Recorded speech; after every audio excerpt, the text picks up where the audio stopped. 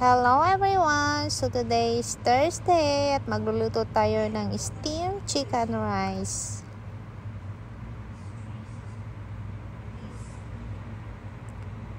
So ayan, for the chicken, mag-rub lang tayo ng salt.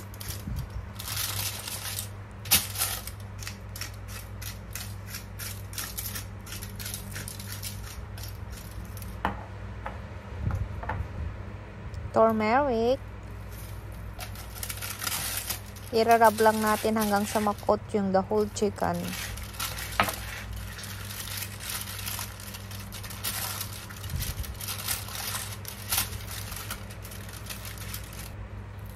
Pagkatapos niya, ilagay natin yung spring onion.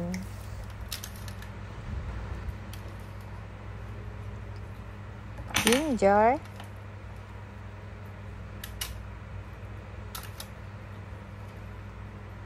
Red onion.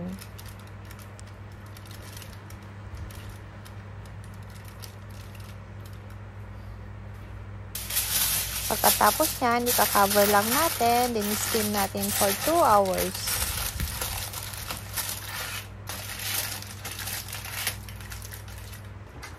So, ginamit ko pala dyan yung steam oven namin. Pwede naman sa gas, pwede naman sa, sa kalan. Then, for the rice naman, frinay ko lang yung chicken fats. Frinay ko lang siya hanggang sa mag-golden brown and crispy. Pagkatapos niya, nilagay ko yung ginger.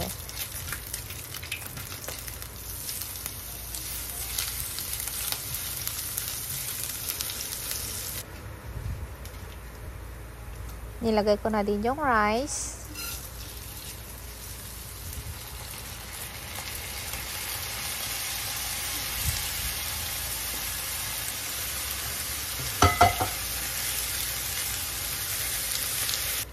Naglagay pala ako dyan ng Knorr cubes, pampalasa sa rice. Naglagay din pala ako ng turmeric. Naglagay ako ng konting tubig.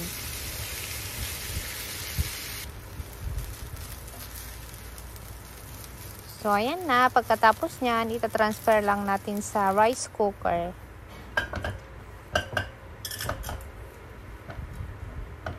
Lulutuin pa natin yan.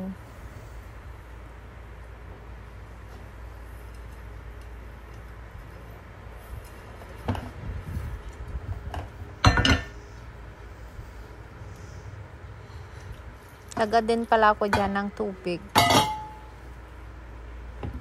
So, ayan. Isasalang na natin siya sa rice cooker hanggang sa maluto. Nag-add din pala ako dyan ng pandan leaves.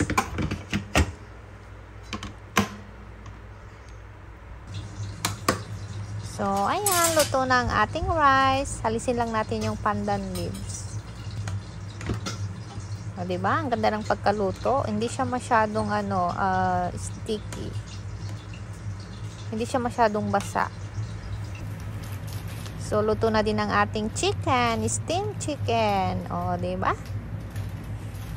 Super lambot niya, guys. Super juicy and lambot.